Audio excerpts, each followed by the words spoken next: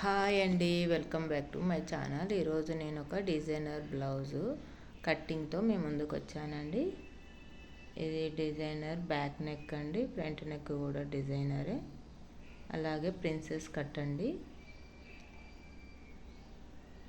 Princess cut blouse cut చేస్తానండి. ఇలా double fold చేసుకోవాలండి. క్లాత్ని డబల్ ఫోల్డ్ చేసుకొని నేను ఆల్రెడీ లైనింగ్ను కట్ చేసుకున్నాను ఫ్రెండ్స్. ఆల్రెడీ లైనింగ్ కట్ చేసుకున్నాను కాబట్టి ఇప్పుడు మెయిన్ ఫ్యాబ్రిక్ పైన అడ్జస్ట్ చేసుకుంటూ వేసుకుంటున్నానండి. ఈ క్లాత్ చాలా క్రాస్గా వచ్చిందండి. శారీలో శారీ క్లాత్ అక్కడ కనిపిస్తుంది చూడండి, అలా వచ్చింది. అడ్జస్ట్ చేస్తున్నాను. ఇది చిన్న సైజు బ్లౌజ్ కాబట్టి అడ్జస్ట్ అయ్యింది. పెద్ద సైజు బ్లౌజ్ అయితే అస్సలు సరిపోయేది కాదండి క్లాత్.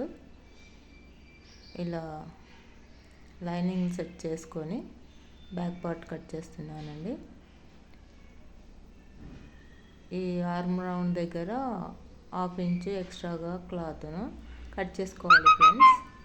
అలాగైతే స్టిచ్చింగ్ తర్వాత కొంచెం క్రాస్ వచ్చినా కానీ సెట్ అవుతుంది. ఇలా బ్యాక్ పార్ట్ని కట్ చేసుకున్నాను. ఇలా కట్ చేసుకున్న తర్వాత ఇప్పుడు ప్రిన్సెస్ కట్ కదండి, ఇప్పుడు 2 భాగాలుగా 2 ముక్కలుగా అవుతాయండి. ఇది నెక్ సైడ్ అండి.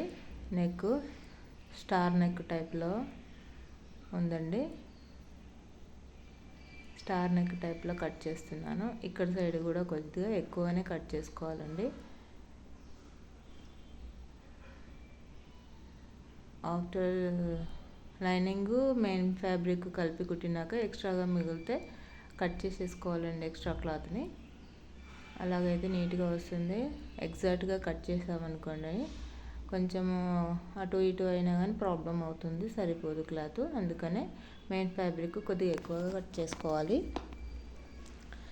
ఇప్పుడు ప్రిన్సెస్ కట్ది కదండి, హుక్స్ కాజా పట్టి దగ్గర దగ్గర అయిపోయిందండి. ఇప్పుడు ప్రిన్సెస్ కట్ ప్యాచ్ అండి, అది కట్ చేస్తున్నాను. ఇట్లా ఓపెన్ చేసుకోవాలి. లైనింగ్ ఎలా ఉందో అలా యాజ్ ఇట్ ఈస్గా కట్ చేసుకోవాలండి.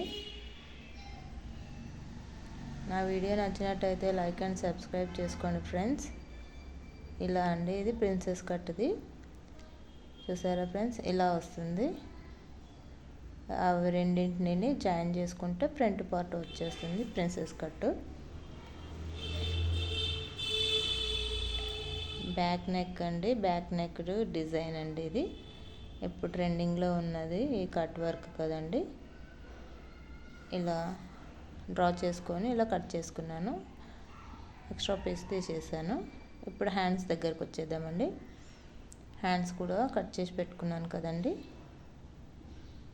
2 అంచులు వచ్చేటట్టు క్లాత్ని పెట్టుకున్నానండి. 2 హ్యాండ్స్ను ఒకేసారి కట్ చేస్తాను.